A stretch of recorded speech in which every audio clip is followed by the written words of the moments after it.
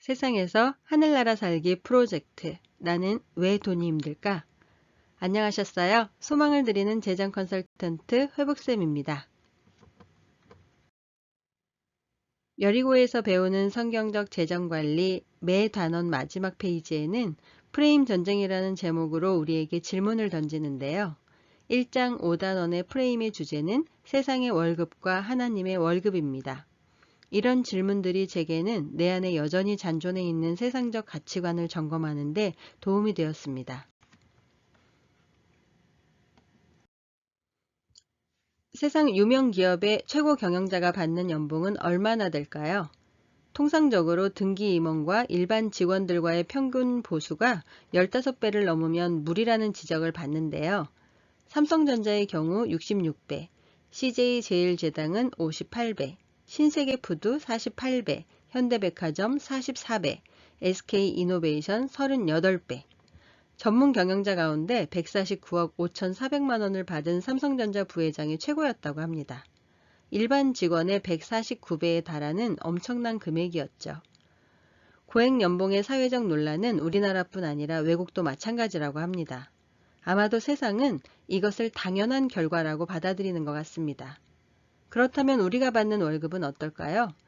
주인이신 하나님께로부터 받는 월급, 천지에 있는 모든 것들을 모두 소유하신 유일무이한 재벌그룹 주인이신 하나님께로부터 임명받은 전문 경영인인 우리들의 월급은 세상 기업의 경영자에게 지급되는 연봉에 비할 바가 아니겠죠? 우리 연봉은 얼마일까요? 갑자기 제 급여가 생각나서 씁쓸해지는데요. 말씀을 살펴볼까요? 마태복음 6장 9절에서 11절 말씀입니다. 그러므로 너희는 이렇게 기도하라. 하늘에 계신 우리 아버지여, 이름이 거룩히 여김을 받으시오며 나라가 임하시오며 뜻이 하늘에서 이루어진 것 같이 땅에서도 이루어지이다. 오늘 우리에게 일용할 양식을 주시옵고. 그렇습니다.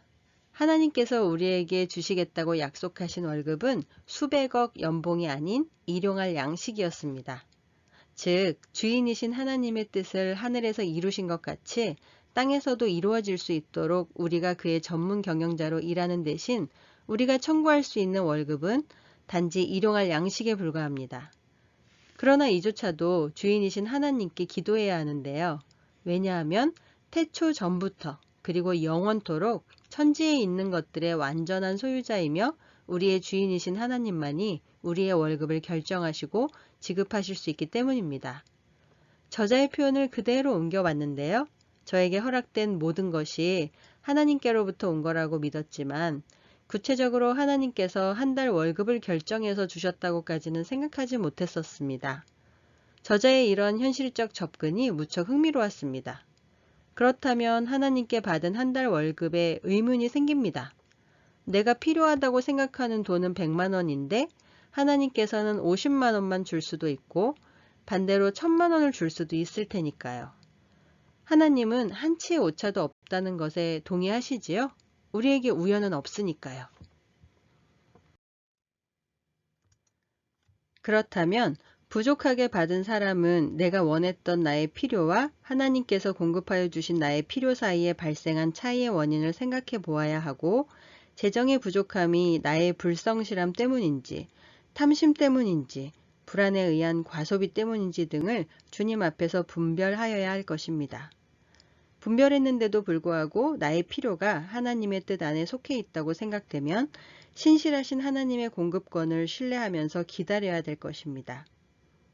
반면 넘치게 공급하여 주셨다면 그 이유는 다른 사람 혹은 하나님의 사역에 필요한 부의 통로로 사용하시려는 것은 아닌지 주변을 돌아보아야 한다고 저자는 말합니다. 마태복음 20장 말씀입니다. 천국은 마치 품꾼을 얻어 포도원에 들여보내려고 이른 아침에 나간 집주인과 같으니 그가 하루 한 데나리온씩 품꾼들과 약속하여 포도원에 들여보내고. 우리에게 익숙한 포도원 이야기지요. 20장의 포도원 주인은 이른 아침부터 제3시, 제6시, 제11시에도 나가서 불러주는 사람이 없는 품꾼들을 불러들여 일하게 하고 모두 같은 대가 한 데나리온씩을 주셨습니다. 일찍부터 와서 일했던 일꾼들은 나중 온 사람들은 1시간밖에 일하지 않았는데 종일 수고하여 더위를 견딘 우리와 똑같이 주었다고 원망했지만 집주인은 잘못한 것이 없노라고 네가 나와 한 데나리온에 약속하지 않았었느냐고 반문하십니다. 이 말씀이 저는 처음에 쉽게 이해가 되지 않았습니다. 철저히 세상적 가치관이 자리 잡아 있어서 그랬는지 불공평하다는 생각이 떠나지 않았습니다. 그런데 1절의 말씀을 보니 집주인의 목적은 품꾼을 포도원에 들여보내는 것이었네요. 하나님만이 우리를 부르실 수 있고 쓰실 수 있지요. 부름받아야 일할 수 있습니다. 우리의 목적이 품값이 아닌 하나님 나라의 일에 있다면 일용할 양식만으로도 기뻐할 수 있고 굶지 않도록 해질녘 부름받은 다른 사람들을 보면서 함께 기뻐할 수도 있을 것입니다. 세상 사람들은 조금 일하고 많이 받는 것을 기뻐하지만 포도원에 들어와 일하는 기쁨을 누려본 사람이라면 늦게 들어온 사람들을 가여워할 것 같아요. 저는 30대 후반에 아들을 잃을 뻔한 사고로 포도원에 부름받은 딸입니다. 세상에서 내가 옳은 대로 생각하던 대로 살았을 때 얼마나 힘들었었는지 한동안은 왜 나를 어린 시절부터 불러주지 않으셨느냐고 원망하던 시간도 있었습니다. 지금 누리는 포도원에서의 생활이 너무 좋아서요. 이제 몇 데나리온 주실지는 그닥 중요한 일 같진 않은데요. 여전히 많이 받아서 많이 나누며 살고 싶긴 하네요. 이 안에도 혹시 불순물이 있는지 들여다봐야겠습니다. 흔히들 말하지요. 재벌 회장이나 하루 벌어 하루 먹고 사는 사람이나 하루 3끼 먹는 건 똑같다고. 많은 사람들이 지금은 굶는 사람은 없지 않느냐고도 말하지만 지구에는 여전히 굶어 죽는 사람들이 수없이 많습니다. 지구촌에는 1초에 5명의 아이가 먹지 못해 죽어가고 있다고 합니다. 그러니 먹고 살 걱정이 없다는 것을 당연하게 생각할 것이 아니라 공급해 주시는 하나님의 은혜에 감사하면서 나보다 더 어려운 이웃들을 살피는 것을 잊어서는 안 될 것 같아요.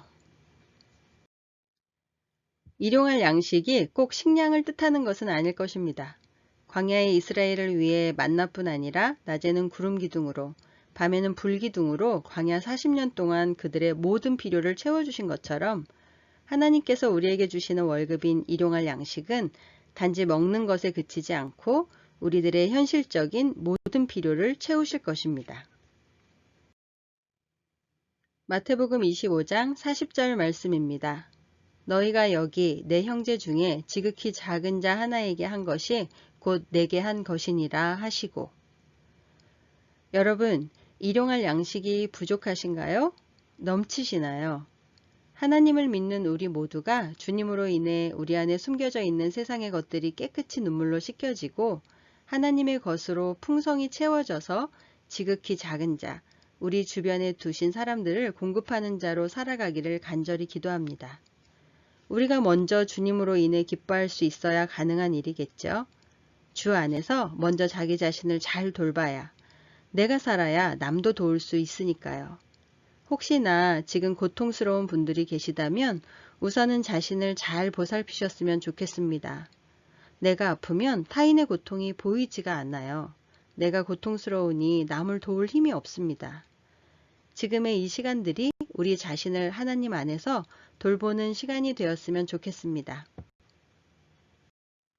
여러분, 눈에 보이는 것, 귀에 들리는 것에 속지 마세요. 하나님께 필터링하는 거 잊지 마세요. 오늘 하루의 전쟁을 응원합니다. 함께 해주셔서 감사합니다.